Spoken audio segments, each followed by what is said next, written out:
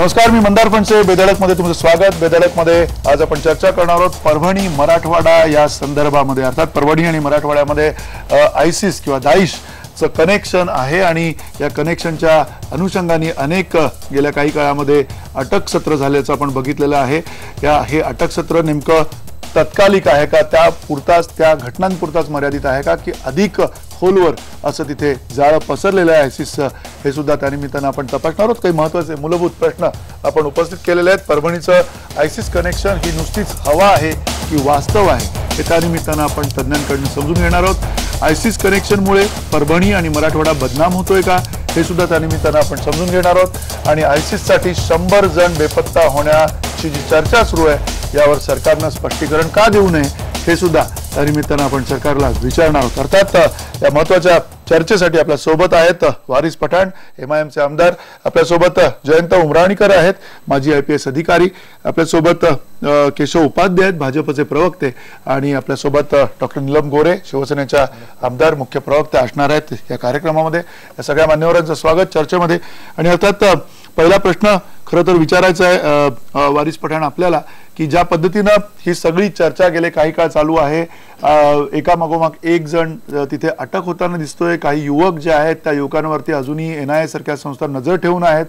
आणि हे सगळं होताना एका विशिष्ट महाराष्ट्रातल्या भागावरती खास करून केंद्रित झालेली ही सगळी चर्चा दिसते. मराठवाड्यात सुद्धा खास करून परभणी. आणि हे सगळं खरं तर तिकडे होत आहे, हे तुम्हाला मान्य आहे का? आणि एका विशिष्ट हेतून सगळे हे जे युवक आहेत ते तिकडे जात आहेत असं जे चित्र रंगवलं जात आहे, त्याच्यावरती तुमचं काय म्हणणं आहे? देखिए, मुझे सबसे पहले तो आपके माध्यम से एक मैसेज ये देना है लोगों को कि मैं और MIM सबसे पहले ये पार्टी है जिसने हमेशा से ISIS का खंडन किया है.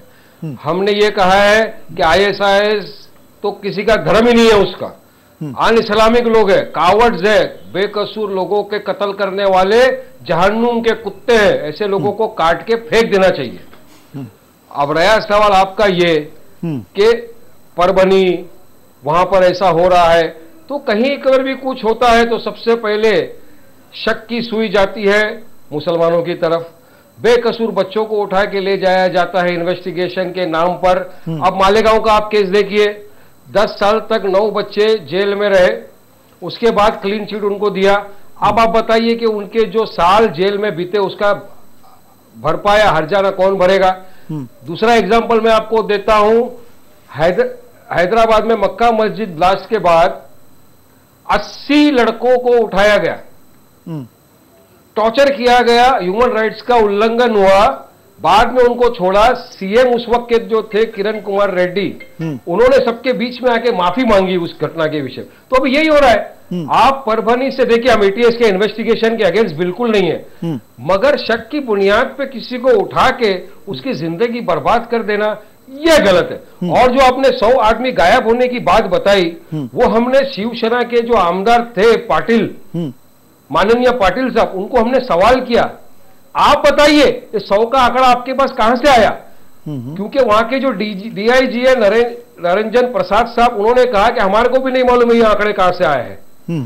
पेपरों में भी आया है कि पुलिस के पास मिसिंग कंप्लेंट रिपोर्ट भी नहीं है, मगर फिर भी इस तरह का एक हवा क्रिएट करके मुसलमानों को प्रेशराइज करने की जो कोशिश की जाती है साहब, ये गलत है. हम हर तरह के टेररिस्ट ऑर्गेनाइजेशन का खंडन करते हैं. नक्की आपण सगळ्यांनीच त्याचं खंडन केलं पाहिजे. त्याचं कारण हेच आहे की आयसिस सारखी एक अत्यंत भयानक अशी संघटना आहे आणि केवळ धर्माच्या नावावरती जे काही चालवलं आहे आयसिसनी जगभरामध्ये ते अत्यंत घृणास्पद आहे. याच्यामध्ये काही शंका नाहीये. तुम्ही म्हणताय त्याच्यामध्येही काही शंका नाहीये. अर्थात केशव उपाध्याय, तुम्हाला वारिस पठाण जे म्हणतात हे पटतंय का? त्याचं कारण त्यांचं म्हणणं आहे की बेबुनियाद शक के दायरे में ही सगळी माणसं आहेत. एक प्रकारे नुसतं त्या युवकांना टार्गेट केलं जात आहे, त्या युवकांपर्यंत पोहोचलं जात आहे आणि केवळ ती मुलं जी आहेत ती मुसलमान आहेत म्हणून त्यांच्यावरती टार्गेट केलं जात आहे. ही जी परिस्थिती आहे, वारिस पठाण जे म्हणतात, ती परिस्थिती खरी आहे असं तुम्हाला वाटतं का? मंदार, मी हा प्रश्न फक्त मराठवाडा किंवा परभणी इतक्या पुरत्या मर्यादित ठेवत नाही. आणि मुळामध्ये मी केवळ मुसलमान आहे आणि म्हणून अशा पद्धतीची कारवाई असंही मी म्हणत नाही. एक मुद्दे 2-3 मुद्दे लक्षात घेतले पाहिजे. प्रामुख्याने थोडंसं संघटनेचं स्वरूप आपण समजून घेतलं पाहिजे.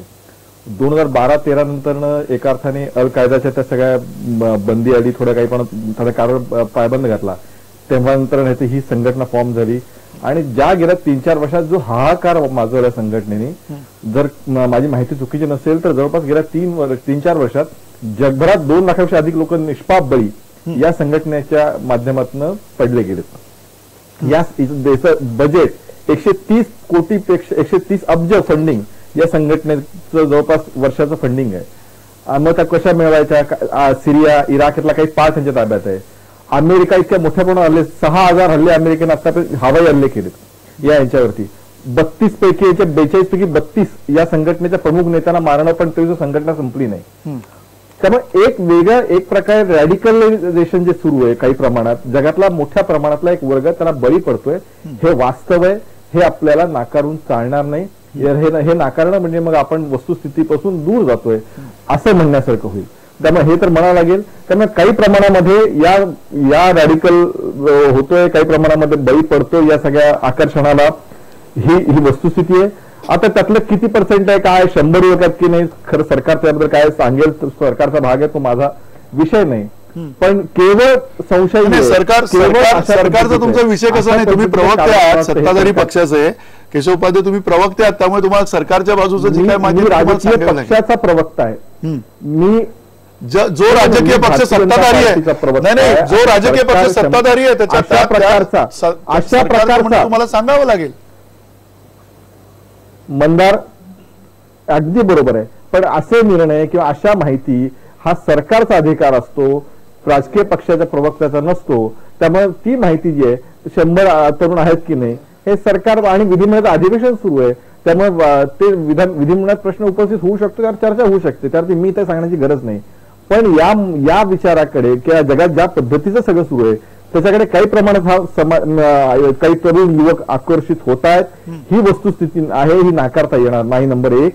पण त्याचबरोबर जाणीवपूर्वक टार्गेट करून काहीतरी हा मुसलमानच तरुण आहे अशा पद्धतीने करण्याची भूमिका मात्र सरकारची का पोलिसाची, ही कुठल्याही पोलिसाची असेल असं मला वाटत नाही. कारण शेवटी असं आहे की 17-18-20% समाज आहे आणि केवळ अशा पद्धतीने टार्गेट करून शेवटी आपला एक वेगळा देश आहे, वेगळ्या पद्धतीचा देश आहे, अशी भूमिका आपल्यालाही घेता येणार नाही. त्यामुळे जे कोणी खरोखर त्यात काही त्यांना आढळलं असेल याची कारणाबरोबर चर्चा करायला लागेल.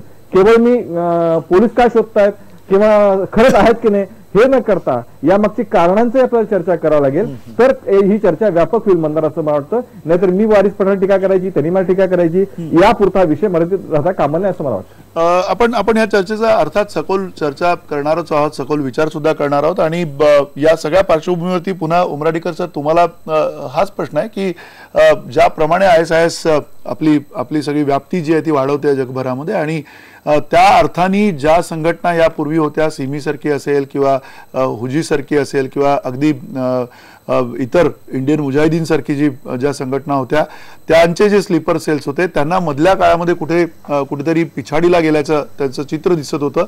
कुठेतरी ज्या अशा प्रकारच्या ज्या विचारांची जी काही मानसिकता होती त्या मानसिकतेला पुन्हा एकदा ISISच्या रूपाने एक खतपाणी मिळालंय असं म्हणायचं की ISISनी खरंच कुठल्या ना कुठल्या स्वरूपामध्ये आपले जम जो आहे किंवा आपली जी मुळं आहेत ती पाळमुळं आहेत ती इथे पसरलेली आहेत असं आता मान्य करायची परिस्थिती आहे. मुख्य काही गोष्टी लक्षात घ्यायला पाहिजेत. ISIS ही अशी एकच संघटना आहे, आतंकवादी संघटना आहे जिच्या ताब्यामध्ये खूप मोठा प्रदेश आहे. आतापर्यंत ज्या आतंकवादी संघटना होत्या त्यांच्याकडे माणसं होती, आयडियोलॉजी होती, पण प्रदेश नव्हता. ISIS कडे प्रदेश असल्यामुळे आणि शिवाय तेलासारखं खनिज असल्यामुळे त्यांच्याकडे भरपूर पैसे आहेत आणि त्यामुळे त्यांची लढाईची क्षमताही जास्त आहे. ही पहिली गोष्ट. दुसरी गोष्ट अशी की ISISची निर्मिती जी झाली ती मुख्यतः सिरियामध्ये सध्या जे बशर अल असदची जी राजवट आहे तिला उलथवण्यासाठी म्हणून या संघटनेची सुरुवात झाली. त्यामुळे त्याच्यामध्ये त्यांना अमेरिकन म्हणा किंवा वेस्टर्न सोसायटी, वेस्टर्न कंट्रीज म्हणा यांच्याकडनं बरीचशी मदत मिळाली. कारण सादत सारखंच बशर असदला पण उडवायचा असा त्यांचा हेतू होता. अमेरिकन्स आणि वेस्टर्न मीडिया यांनी फार मोठ्या प्रमाणामध्ये त्यावेळी प्रयत्न केला. त्यामुळे ISIS कडे इन्फॉर्मेशन टेक्नॉलॉजी किंवा नेटमधलं जे सोशल मीडिया आपण ज्याला म्हणतो त्याचा उपयोग कसा करायचा याची फार चांगली पद्धती त्यांच्याकडे उपलब्ध आहे. आणि त्यामुळे ह्या लोकांनी फार मोठ्या प्रमाणामध्ये सर्व जगभर तरुणांना आवाहन करायला सुरुवात केली. आणि त्यांचा सोशल मीडियाचा प्रभाव इतका आहे की खरोखर ज्यांची मनं अजून सुद्धा सहज इन्फ्लुअन्स होऊ शकतात अशी जी तरुण पिढी आहे त्या तरुण पिढीवर परिणाम व्हायला लागला. आणि म्हणून आपल्याला असं दिसतं की ISIS कडे ही मुलं आकर्षित होतात. पण केवळ सोशल मीडियावर जाऊन ISIS ची वेबसाईट पाहिली किंवा तिथल्या काही गोष्टी वाचल्या म्हणून लगेच ते काही आतंकवादी ठरत नाहीत. मला असं वाटतं की पोलिसांनी सुद्धा अशा प्रकारची मंडळी जेव्हा सापडतात किंवा अशा प्रकारचे संशयित जेव्हा त्यांची नावं पुढे येतात त्यांना अटक करायला पाहिजेच असं नाही.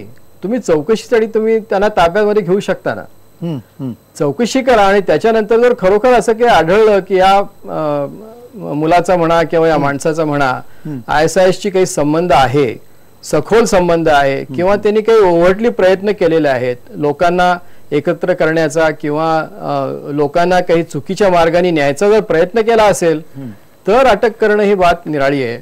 परंतु पहिली स्टेज म्हणून पूर्णपणे त्याची चौकशी व्हावी आणि त्याच्यानंतर काय करायचं ते ठरवावं असं मला वाटतं.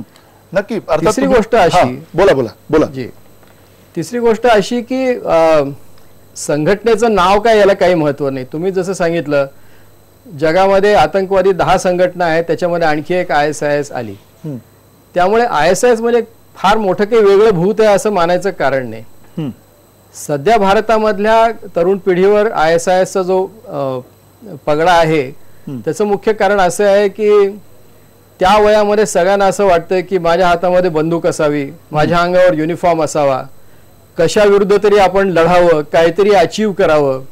ह्या ज्या गोष्टी असतात, ह्या ज्या उर्मी असतात त्याच्यामुळे ही मुलं जे आहेत ते भकत जातात. बरोबर. परंतु त्यासाठी उपाय काय तर ज्याला डिटॉक्सिफिकेशन म्हणतात, म्हणजे त्यांच्या मनामध्ये जे चुकीचे विचार आलेले आहेत त्या विचारांना आपल्याला बाहेर कसं काढता येईल यासाठी मोठा प्रयत्न होणं आवश्यक आहे. आता 100 मुलं नाहीशी झाली हे काय सहजासहजी म्हणजे बोलण्यासारखी गोष्ट नाही. परंतु विधानसभेमध्ये विधान केलेलं आहे त्यामुळे त्याला थोडंफार गांभीर्य आपल्याला द्यावं लागेल.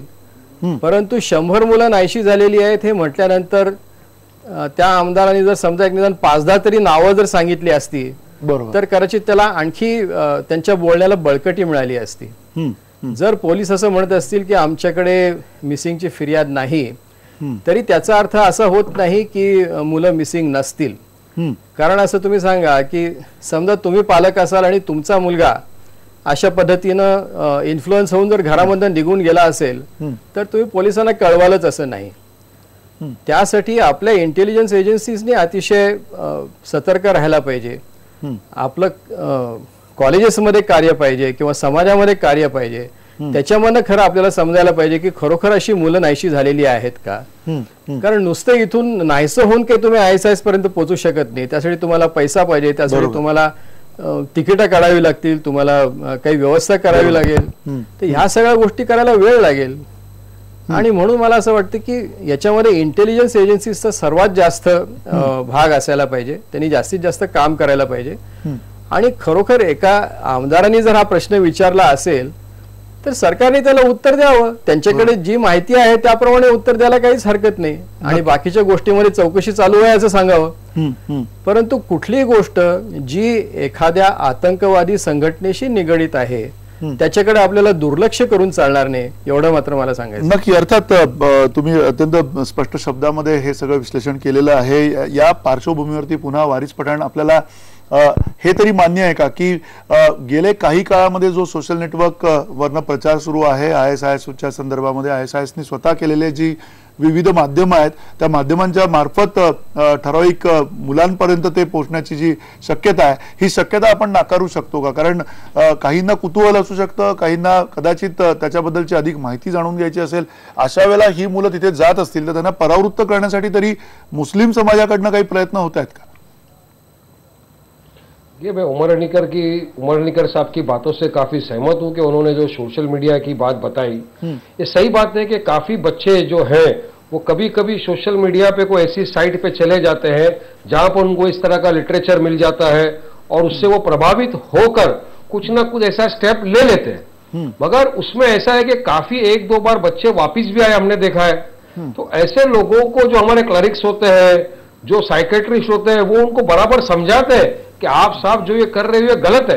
और हम तो हमारे भाषणों के अंदर भी, स्पीचेस में भी ये कहते हैं जवान बच्चों से कि आप लोग ये व्हाट्सएप है, फेसबुक है, इसमें कहीं पर भी ऐसी कोई साइट आए तो उसको ना देखे ना उसको पढ़े, क्योंकि ये सिर्फ और सिर्फ आपको वर्गलाने के लिए, आपका ब्रेन वॉश करने के लिए लोग करते हैं, क्योंकि इनका तो कोई ईमान धर्म नहीं है, ये इस्लाम तो सिखाता नहीं है, इस्लाम तो पीस का मैसेज देता है हर जगह।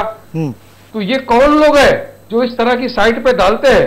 तो यकीनन कहीं ना कहीं गवर्नमेंट को इसमें सख्ती लानी चाहिए कि इस तरह की जो साइट्स है उन पे बैंड लगाना चाहिए। बैंड करो, जैसा चाइल्ड पोर्नोग्राफी के ऊपर कैसा बैंड लगवाया था उसी तरह इसको बैंड करो।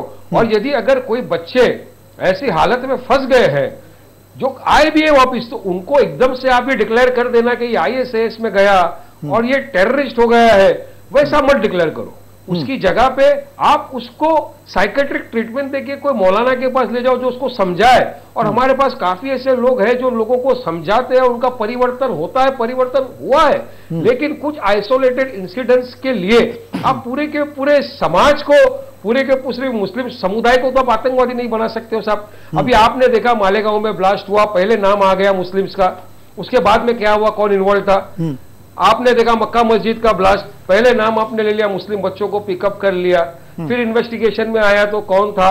तो अब ये सब जो ATS के ऑफिसर्स होते हैं जो रैम्पेंटली उठाते हैं, तो उनके खिलाफ भी कुछ कार्रवाई होती है कि नहीं, ये हम सरकार से पूछते हैं। देखिए आप इन्वेस्टिगेशन करिए, आपको इन्वेस्टिगेशन करने का पूरा हक है, कोर्ट में मैटर लेकर जाइए, और अगर अदालत को लगता है कि वाकई में ये गिल्टी है तो इनको सख्त से सख्त सजा दीजिए।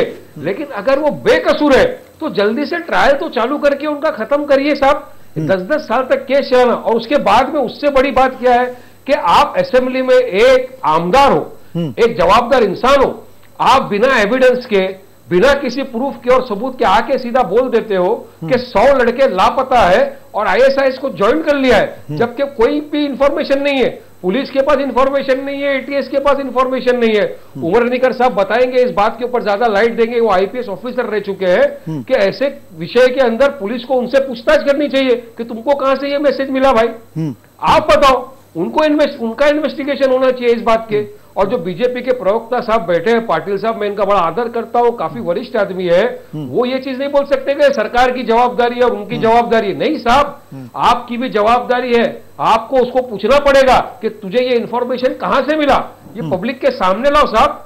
ये तो जवान बच्चों के मुस्तकबिल का सवाल है, उनके पूरे फ्यूचर का सवाल है। इस तरह पुलिस रात को आकर रैम्पेंटली सबको उठा के ले जाएगी इन्वेस्टिगेशन के नाम पे, और एक बार दाग धब्बा लग गया साहब किसी के चरित्र के ऊपर तो हटने के लिए बहुत टाइम लगता है। इसलिए ऐसे केसेस में इन्वेस्टिगेटिंग एजेंसी को बहुत सोच समझ के पैर रखना चाहिए और बहुत सोच समझ के बच्चों के साथ तहकीकात करनी चाहिए। नक्की। पुन्हा केशव, या सगळ्या प्रश्नामध्ये तुम्हाला असं वाटतंय का की ज्या शिवसेनेच्या आमदारांनी हे विधान केलं ते केवळ एक राजकीय विधान होतं, की त्यांच्याकडे काही ठोस पुरावे आहेत, त्या पुराव्याच्या आधारावरती त्यांनी हे विधान केलेलं आहे? कारण या विधानामध्ये अतिशय एक गंभीर अर्थ दडलेला आहे, आणि नुसता गंभीर अर्थ दडलेला नाहीये, तर सतत अशा प्रकारची जर का विधानं काही काळ येत राहिली तर येणाऱ्या काळामध्ये संपूर्ण समाज किंवा संपूर्ण तो सगळा विभाग जो आहे त्या विभागाकडे सुद्धा संशयाच्या नजरेने सगळेजण पाहायला लागतील, इतकी ही भयंकर अशी गोष्ट आहे। तुम्हाला याच्यातलं तथ्य किंवा या सगळ्या याच्यातलं गांभीर्य जे आहे ते कितपत वाटतंय? नाही, या प्रश्नाचं गांभीर्य मला पूर्ण आहे, आणि म्हणूनच मी असं कुठल्याही पद्धतीची उथळ विधाने सुरुवातीपासून मी केली नाही।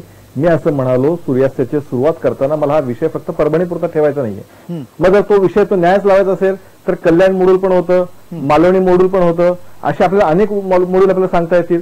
पण मी त्या विषयात जातच नाहीये, कारण मला हा 17-18% समाज आहे, हा समाजाला मला टार्गेट करायचंच नाहीये. शेवटी देश आपला अशा पद्धतीचा आहे की आपल्याला सगळ्यांना बरोबर घेऊन जावंच लागेल.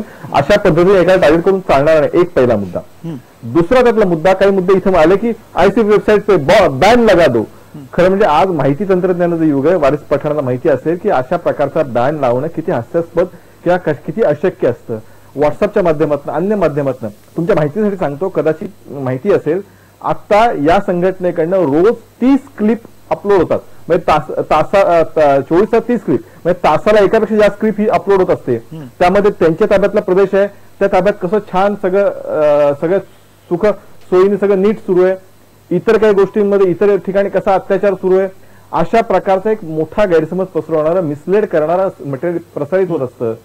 तुमच्या माहिती आपल्याला, आपण ते अनुभवलेलं आहे. मुंबईतली जी दंगल काही वर्षापूर्वी झाली, ती अशाच कुठे दंगल, खोटे फोटो त्या ठिकाणी प्रसवले गेले आणि त्यातनं ही दंगल घडली गेली. त्यामुळे एक नक्की की जसा दुसरा एक मुद्दा आला की पोलिसांनी लगेच ताब्यात घेऊन त्याची कारवाई, लगेच अटक करू नका, जाहीर करू नका. कदाचित आपल्याला माहिती असेल, कदाचित मलाही माहिती आहे, काही गोष्टी अशा घडल्यात की ज्यावेळी ATSने असं लक्षात आलं अर्ली स्टेजला, त्यावेळी त्या मुलांना समजावून, त्यांचं काउन्सिलिंग करून त्यांना परत आणलं, त्यांना पूर्ण समज सोडला. आज म्हणजे ते नॉर्मल जीवन जगतायत. अशा गोष्टी घडलेल्या आहेत, या 2 वर्षामध्ये सुद्धा घडलेल्या आहेत. फक्त त्या गोष्टी शेवटी त्याचंही व्यक्तिमत्व आहे, त्यामुळे त्या खुल्यापणाने त्या आयडेंटिटी त्या फॅमिलीची असते, त्यामुळे त्या गोष्टी खुल्यापणाने सांगता येत नाहीत. पण हे असं घडतंय, उमराणी साहेब याला दुजोरा देतील. अशा पद्धतीच्या गोष्टी घडल्यात. ज्यावेळी एखादी सिरियस गोष्ट असते त्याच वेळी ATS अशा प्रकारचं उचलणं किंवा अशा प्रकारे कारवाई विशेषतः गेल्या 2 वर्षात 1.5 वर्षाबद्दल बोलतोय, त्यामुळे त्या काळाबद्दल बोलतोय. पण मुळामध्ये त्याचबरोबर जसं आपण पोलिसांकडून अपेक्षा ठेवतो, वारिसभाई राजकीय पक्षाचे कार्यकर्ते म्हणून आपली जबाबदारी तितकीच आहे की अशा प्रकारे तरुणांना अशा प्रलोभनाला बळी न पडणं, त्याचं प्रबोधन समाजात करणं हे काम आहे. मुलं काय बघतात, शेवटी असं आहे की 100% आपण नाही बॅन, म्हणजे किती आपण म्हणलं की तुम्ही बॅन आणा, आजच्या माहिती तंत्रज्ञान जगात हे बॅन आणणं शक्य नाही. त्यामुळे आपल्यासारख्या कार्यकर्त्यांचं, वारिसभाई जास्त मोठी जबाबदारी आपल्यावरती आहे की आपल्या समाजातला तरुण, तो कुठल्याही समाज असो, तो हिंदू असो, मुस्लिम असो, अन्य कुठल्याही धर्मातला असो, अशा प्रकारच्या वाईट मार्गाला जाणार नाही याची जबाबदारी घेतली पाहिजे. त्याच्याऐवजी कुठेतरी उपोषण करणं, एखाद्याला अटक केली तर, किंवा असं म्हणजे त्यातनं असं समज जातो की आपण काही जरी केलं तरी एखादा समाज, एखादा राजकीय पक्ष आपल्या पाठीशी आहे. जे MIMने केलं की बाबा कोणी सापडलं की उपोषण करणं किंवा त्याला वकील देऊ म्हणून सांगणं, हे चुकीचं आहे, हे टाळलं गेलं पाहिजे. वारिस पठाण, तुम्ही अशा प्रकारे चुकीच्या दृष्टीने समर्थन करताय का? जे आता केशव उपाध्याय म्हणाले की तुम्ही अशा प्रकारे समर्थन करत नका जाऊ, पण तुम्ही उपोषणाला बसला होता त्यावेळेला ही गोष्ट सुद्धा एक प्रकारे पाठिंबा दिल्यासारखी आहे, एक प्रकारे त्या युवकांची घोषणा केली. वारिस पठाण, नहीं देखिए साहब, उपाध्याय साहब ने जो बात कही उसमें सच नहीं है कि हम किसी को पार्टिंबा देते, क्योंकि मैंने सबसे पहले ये कहा कि हम तो सबसे पहली वो पार्टी है जो हर किस्म के टेररिस्ट और टेररिस्ट ऑर्गेनाइजेशन का खंडन करते हैं. अब रहा सवाल लीगल एड प्रोवाइड करने का, तो साहब हैदराबाद में 4 लड़के पकड़े थे ATS ने, सस्पिशन पे थे. कानून क्या बोलता है? A man is presume to be innocent unless and until proven guilty. अगर सेक्शन 39 आर्टिकल का जो कॉन्स्टिट्यूशन ने, संविधान ने दिया है, वो प्रोवाइड करता है कि हर इंसान जो अरेस्ट हुआ है उसको लीगल एड मिलनी चाहिए. अगर हम लीगल एड उसको प्रोवाइड करते हैं, अगर उसकी फैमिली आके हमको बोलती है कि हमारे बच्चे बेकसूर है, आप लीगल एड प्रोवाइड कीजिए, तो क्या गलत करते हैं साहब? आप देखिए महाराष्ट्र स्टेट की आबादी कितनी है और मुसलमान अंडर ट्रायल प्रिजनर्स कितने हैं. आपको आंकड़ों से पता चल जाएगा. NRCB का रिपोर्ट है, उसके ऊपर साहब अगर हम प्रोवाइड नहीं करेंगे, कोर्ट प्रोवाइड कर देगा लीगल एड. लेकिन हर इंसान को, अब ये तो गलत बात है कि एक इंसान को फ्री एंड फेयर ट्रायल भी नहीं होना चाहिए. हर एक इंसान को कि आप संविधान को तो आप भी मानते हैं, मैं भी मानता हूं, उपाध्याय सब आप भी मानते हैं, और संविधान में लिखा हुआ है, CRPC में लिखा हुआ है कि every person is entitled for a free legal aid. तो फ्री लीगल एड देने का मतलब ये हो गया कि हम उसको समर्थन कर रहे हैं, तो सरासर गलत बात है. वरना तो क्या होगा कल के रोज कि अगर किसी को भी आपने सस्पिशन में पकड़ा, मला मंदर बोला कोर्ट में ले गए, तो उसको वकील ही मत दो, सीधा बिगर ट्रायल उसको कन्विक्ट कर दो. ऐसा तो संविधान नहीं सिखाता, ऐसा तो कानून में कहीं नहीं लिखा नाही, ठीक आहे. तुम्ही म्हणताय की तुम्ही समर्थन करत नाही. वारिस तुम्ही म्हणताय की नाही, तुम्ही मला समर्थन करत नाही आहात. तुम्ही म्हणताय मला समर्थन करत बोलायचं नाही, आहे. पण तुम्ही ट्रायल देण्यासाठी त्याला एक संधी उपलब्ध करून देतात, त्याला इनोसंट प्रूव्ह करण्यासाठी एक संधी उपलब्ध करून देतात. एक छोटासा ब्रेक घेऊया. केशव तुमच्याकडे येतो. एक छोटासा ब्रेक घेऊया. ब्रेक नंतर ही चर्चा जी आपण सुरू ठेवणार आहोत आणि सगळ्यात महत्वाचा जो प्रश्न आहे तो आयसिस साठी 100 जण बेपत्ता आहेत हे जे विधान होतं ते जबाबदारीचं विधान होतं की बेजबाबदारीचं होतं ते सुद्धा आपण तपासणार आहोत. आणि त्याहीपेक्षा महत्वाचा मुद्दा म्हणजे हे सगळं जे प्रकरण समोर येत आहे किंवा समोर येताना त्याच्यामध्ये जे काही धागेदोरे सापडतात त्या धागेदोऱ्यांची जी शहानिशा करण्याची गरज आहे ती शहानिशा पुरेशी होते का, ती होत असेल तर त्याला कितपर्यंत पाठिंबा कोणी द्यावा हे सुद्धा आपण एका छोट्याशा ब्रेक नंतर चर्चेला घेणार आहोत.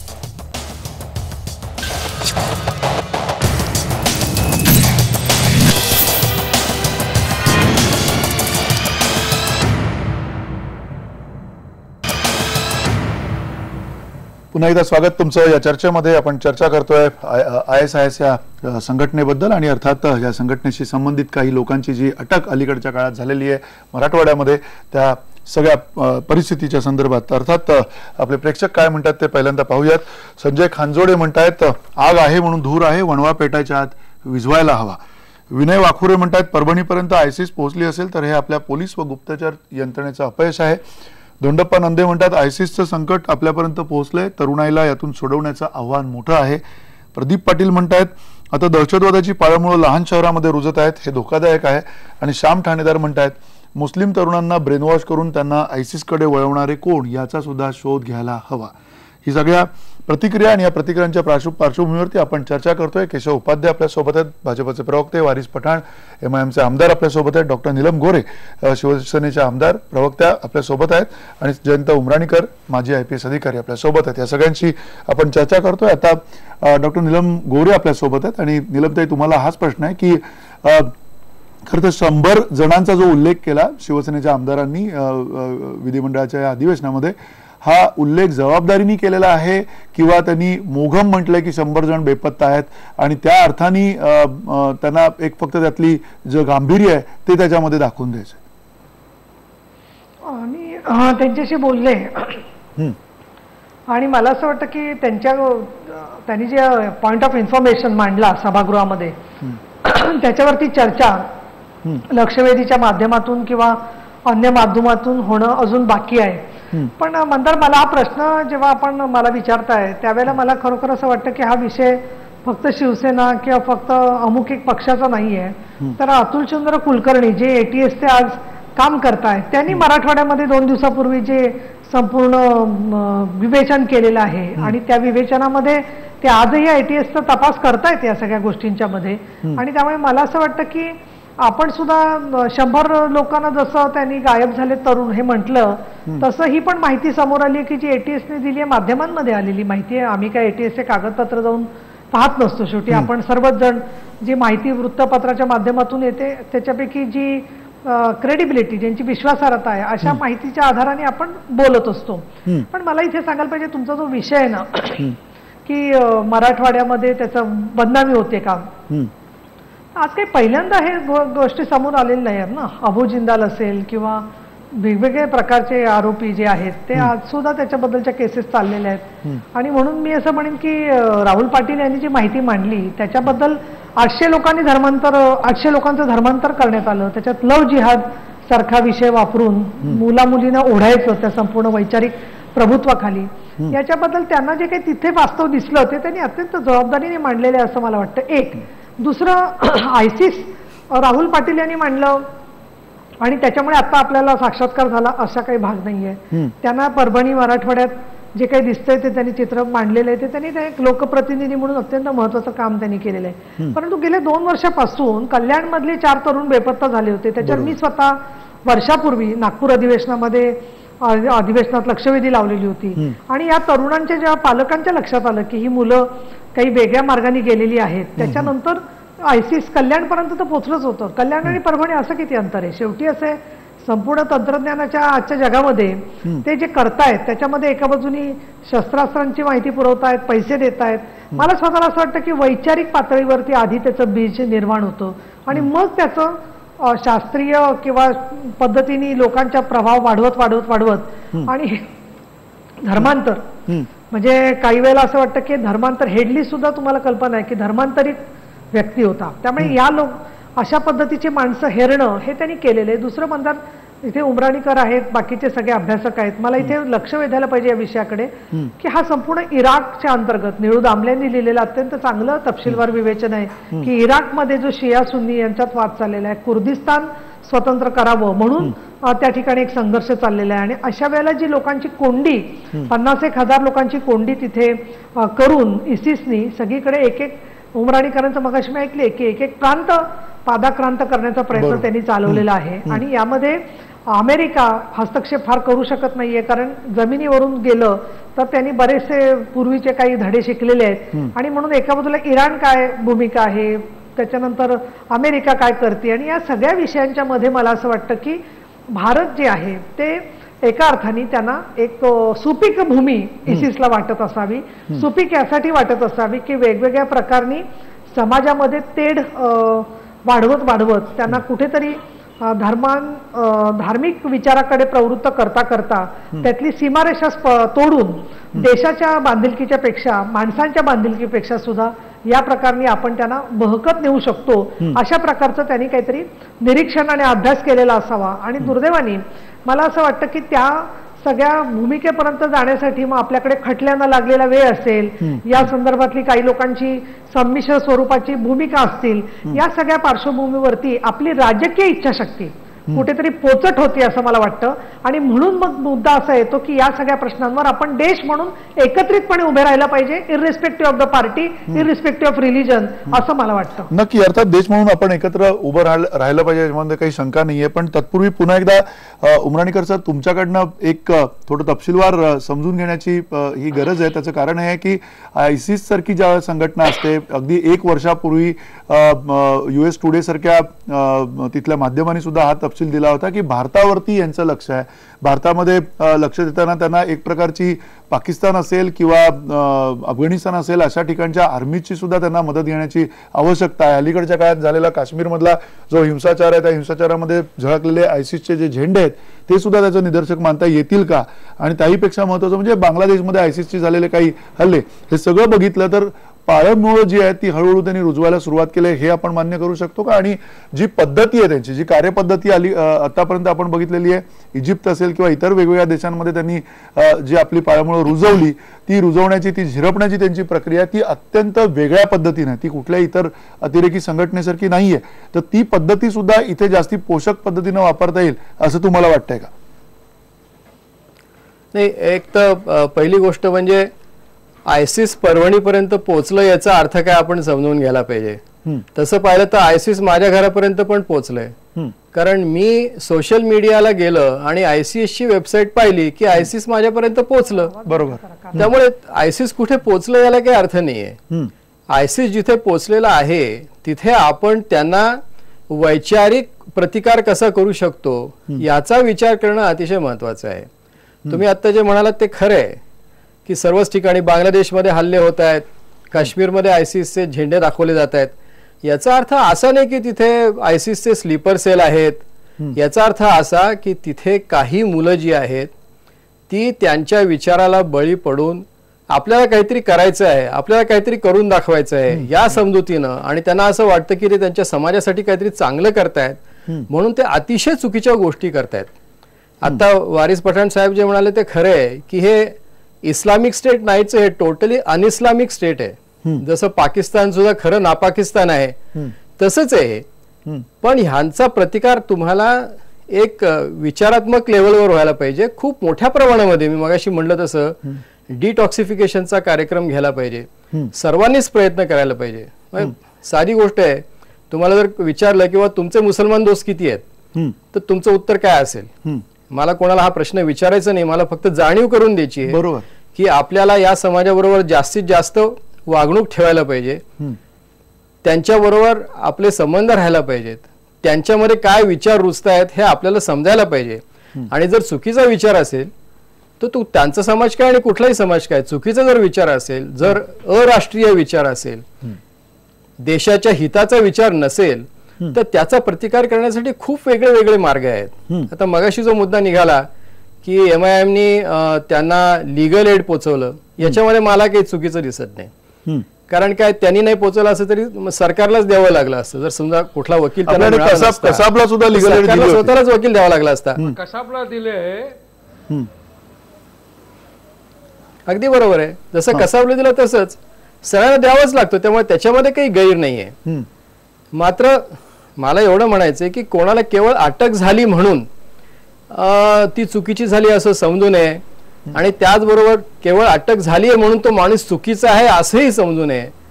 कारण आपला कायदा असा आहे की जोपर्यंत निकाल लागत नाही कोर्टामध्ये तोपर्यंत सर्वजण हे फक्त निरपराधीच राहतात, इनोसेंट. परंतु दुर्दैवाने आपल्याकडे इतका वेळ लागतो कोर्टामध्ये, 5-5, 10-10 वर्ष जर अशा पद्धतीने लागायला लागली तर खरोखर त्या माणसाचं पुनर्वसन तुम्हाला करता येत नाही.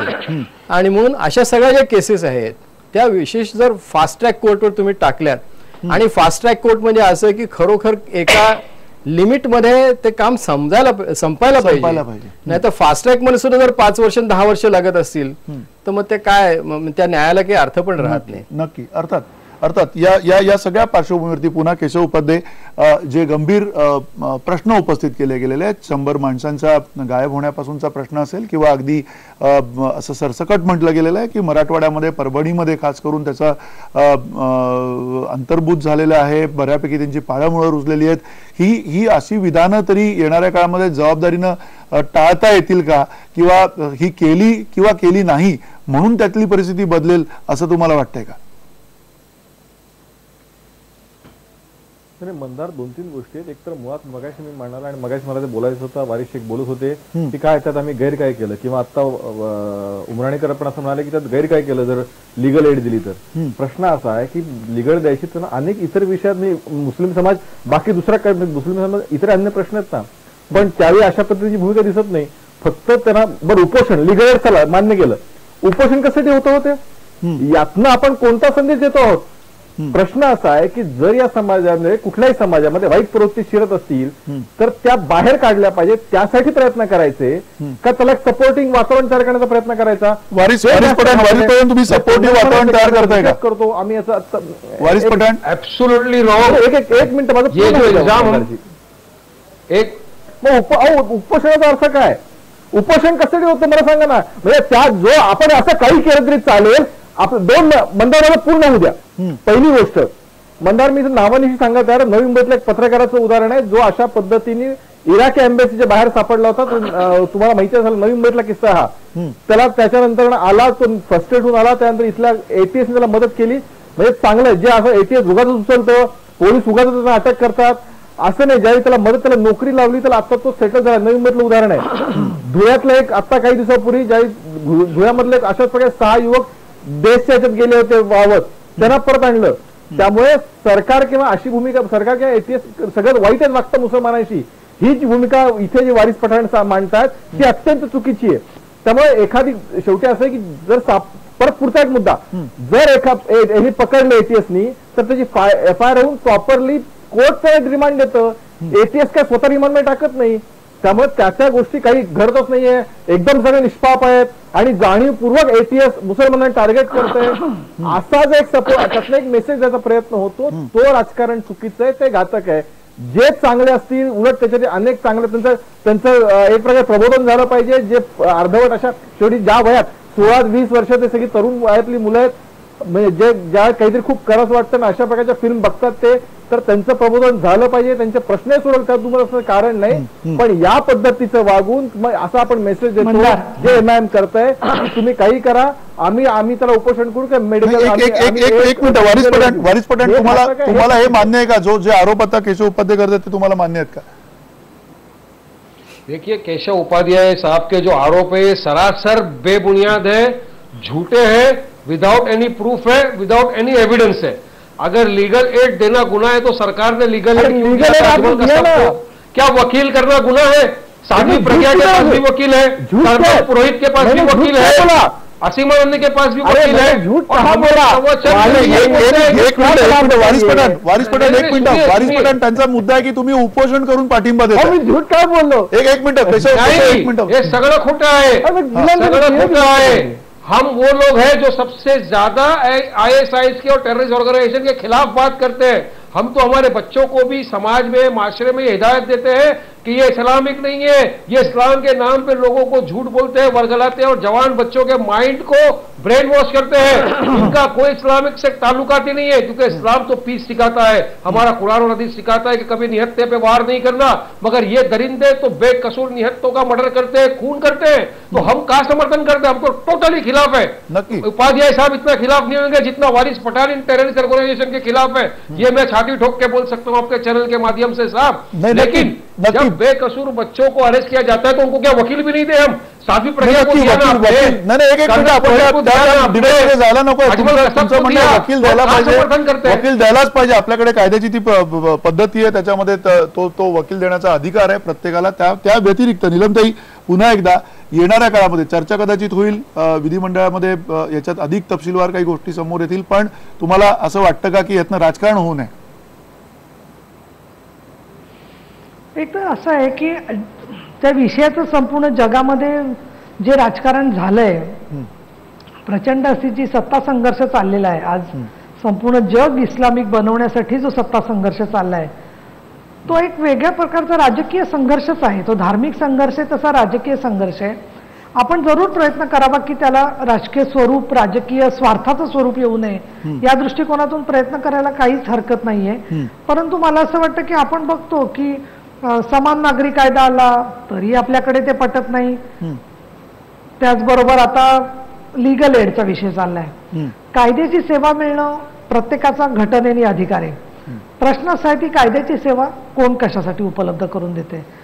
न्यायालयांचं स्वतःचं लक्ष आहे कायदा सेवा मिळावी म्हणून, त्याच्यासाठी विधी सेवा प्राधिकरण आहे, त्याच्यातून परफेक्ट एक निपक्षपाती वकील ते द्यायचा प्रयत्न करत असतात. ज्याला दंगल होते दोन समूहांमध्ये त्यावेळेला सुद्धा वकील देण्याचं काम अनेक लोक करतात. त्यामुळे वकील द्यावं का देऊ नये याच्यापुरती ही चर्चा मंदार मला वाटत नाहीये. मला स्वतःला असं वाटतं की हे एक फार म्हणजे इनोसंट मुस्लिम लोकांना पकडलं जात आहे. हा एक एका बाजूनी भूमिका घेतली जाते. दुसरीकडे मला तुम्ही एक सांगा, हे पहा आता ही जी सगळी नावं आहेत, नासेर बिन अबू बकर, याफई चाऊस, मोहम्मद कादर अली खान असेल का, सिरियातल्या फारुखशी ते कुठे जोडलेले गेले होते, त्याचबरोबर खान आणि कुरेशी. आता याबद्दल पोलिसांकडे जी काही माहिती असते त्या माहितीमधून शेवटी कुठे ना कुठे धागेदोरे पोचतात. त्याच वेळेला पोलिसांना काही लोकांना ताब्यात घेणं गरजेचं असतं. त्याच्यात आपण हेही पाहिलं की 93च्या बॉम्बस्फोटामध्ये काही लोकांबद्दल काही म्हणजे पुरावे समोरच आले नाहीत शेवटपर्यंत. आता ते तरी निर्दोष होते का नव्हते हे त्यावेळेचे न्यायाधीश सांगू शकतील, खरं काय झाले जजमेंट आहे.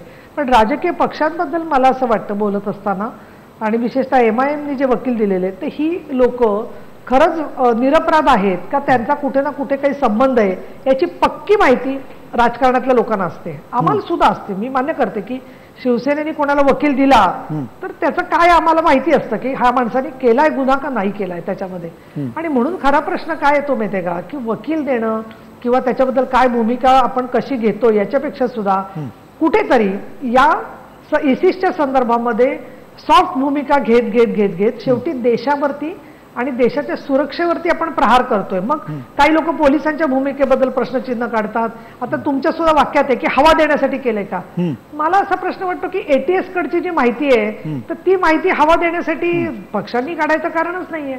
जे समोर येते. आणि दुसरं मंदार विसरू नका तुम्ही की ज्या वेळेला इथे मुंबईवरती हल्ला झाला होता, कसाबला नंतर फाशी दिली आपण, पण ज्या क्षणी हल्ला झाला तर उमराणीकरांच्या जे लक्षात असेल की त्यावेळेला प्रधान सरांचा जो अहवाल आला होता त्या अहवालावर सभागृहात सुद्धा चर्चा होऊ शकली नाही. त्याच्यात त्यांच्या सूचना होत्या की मुंबई बरोबर पुणे आहे, नाशिक आहे, औरंगाबाद या सगळ्या शहरांमध्ये आज अतिरेकी आणि दहशतवाद हल्ल्यांचं प्रमाण वाढतंय आणि त्याच्यासाठी कृती अहवाल करा. आता आम्हाला सरकारने गेल्या वर्षी उत्तर दिलं आम्ही कृती अहवाल करा, पण आज संपूर्ण राष्ट्रीय स्तरावरती तो प्रश्न तयार झाला आणि 25 ठिकाणी गेल्या 6 महिन्यात असे भीषण हल्ले झाल्यावरती हिंदू म्हणजे समाज जो आहे तो हिंदू समाज तर झालेलाच आहे चिंतातूर, पण मला इथे सांगायला पाहिजे की मुस्लिम समाज हा सुद्धा संपूर्ण अस्वस्थ आहे. कारण आपल्या घरातली तरुण मुलं अशा पद्धतीने त्यांचं आयुष्य उधळून टाकणार असतील तर मुस्लिम समाजाला सुद्धा सगळ्यांचा पाठिंबा इसिसला नाही. इसिसचं महिलांच्या मुलींच्या संदर्भात जी भूमिका आहे ती अत्यंत, ज्याला आपण म्हणू की मध्ययुगीन सुद्धा म्हणता येणार नाही अशा पद्धतीची अन्यायकारक त्यांची भूमिका आहे. लव जिहादच्या संदर्भात 800 लोकांचे लव जिहाद झाले असेल तर या मुली कुठे गेल्या, त्याचा ट्रॅफिकिंगशी संबंध असू शकतो, ह्युमन संपूर्ण प्रॉस्टिट्यूशनशी संबंध असू शकतो. त्या अनेक मुलींना मारून टाकलेले आहे. आणि म्हणून मला असं वाटतं की या विषयामध्ये राजकारण करू नये ही अपेक्षा जरूर ठेवावी, परंतु देशाच्या हिताचं केलं की ते राजकारण केलं हे पण म्हणणं योग्य नाहीये. आणि म्हणून मी असं म्हणते की कुठल्याही एका जातीला किंवा जमातीला धोपटात बसायचा प्रश्न नाहीये, पण सहानुभूती ठेवायची, याचा अर्थ तपास करू द्यायचा नाही हा मात्र होता कामा नये. नक्की सहानुभूती ठेवायची, याचा अर्थ तपास करता कामा नये. आणि त्याचबरोबर तपासाच्या नावाखाली कोणावरती अन्याय सुद्धा होणार नाही हे सुद्धा खरं तर लक्षात घ्यायला पाहिजे. पण हे सगळं लक्षात येताना राजकारण जे दूरदर्शी पद्धतीनं नसेल, जे राजकारण सातत्यानं केलं जातं ते त्या वेळचे काही फायदे लक्षात घेऊन केलं जातं, ते सुद्धा राजकारण थांबायला काही हरकत नाही. कारण राजकारणाच्या पलीकडचा हा विषय, हा 2 मोठ्या समाजांशी संबंधित असा विषय, देशाशी संबंधित असा विषय. त्यामुळे या विषयाकडे बघण्याची दृष्टी आपण सगळ्यांनी बदलायला काहीच हरकत नाहीये. धन्यवाद. नमस्कार.